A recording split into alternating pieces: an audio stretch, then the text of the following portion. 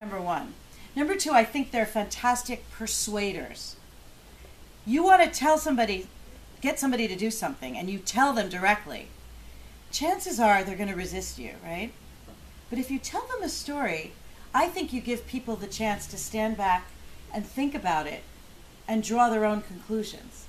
I mean, the perfect persuader was my Hungarian mother.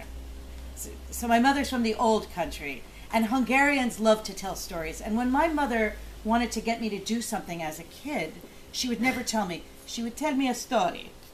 So a perfect example is when I was a terrible high school student. I was bored. I never studied. I had average grades, and I didn't think I would get into any good schools. So I only applied to average colleges. And when my mother found out, she was very upset. She says, "You know, I know a boy like you, average.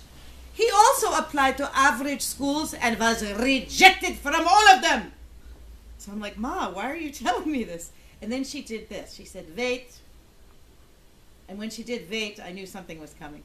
She said, "There's more.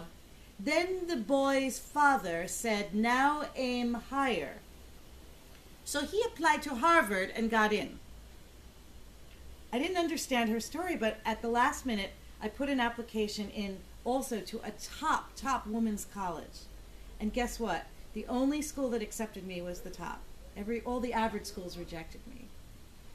And thinking about it, I realized her story was very wise. She was telling me that it takes a top-notch thinker to see in us what an average thinker can't. And she knew that if I went higher, they might recognize something in me that the mediocre schools didn't, and she was right.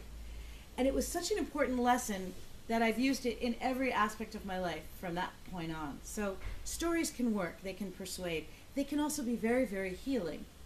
I remember